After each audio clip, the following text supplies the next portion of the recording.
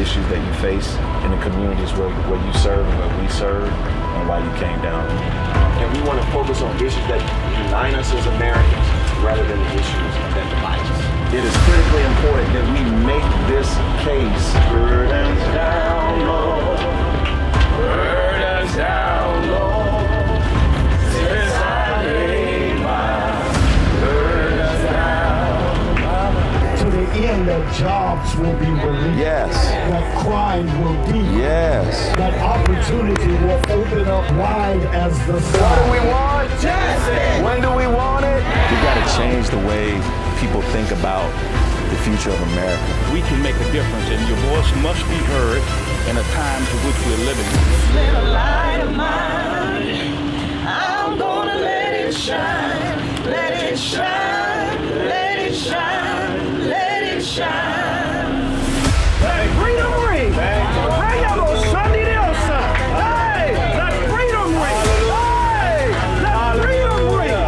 Hey, thank you for freedom today! We have to hold our nation responsible for our own creeds. And this is what the March on Washington for Jobs and Equality was all about. Our Bishops' Council formally adopted a public policy agenda that centers around a federal job guarantee, priorities around free public health care, and more federal investments in public education.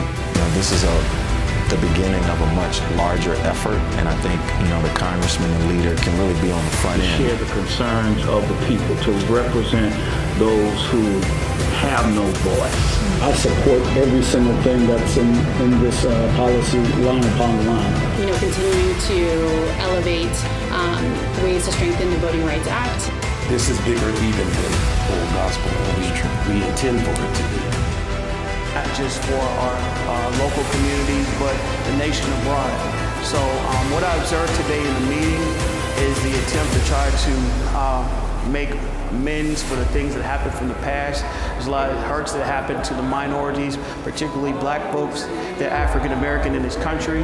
So I like what Full Gospel is doing by reaching out and to the Congress.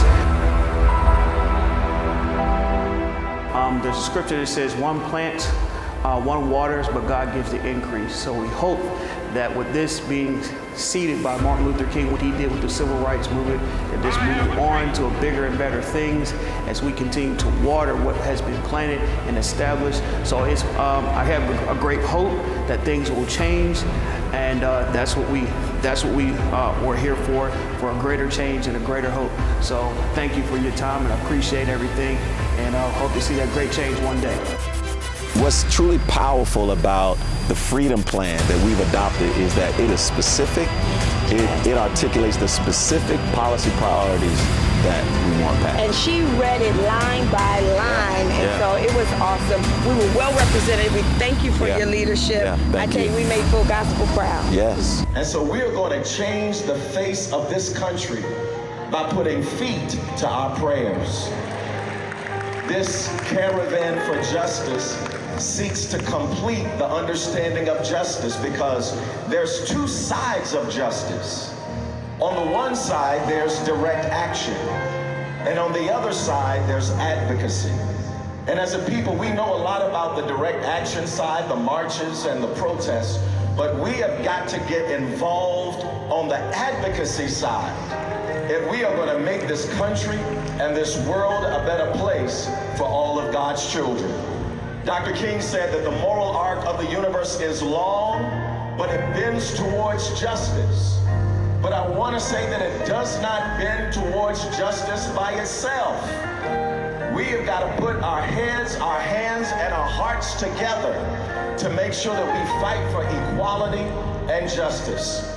And like Bishop Morton said to us and implied to us last night, that too often people of faith put their values, their spiritual values aside in order to support a person or a personality.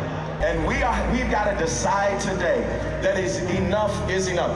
Enough is enough. Say that with me. Enough is enough. We want voting rights for everyone. We want economic rights for everyone. People should not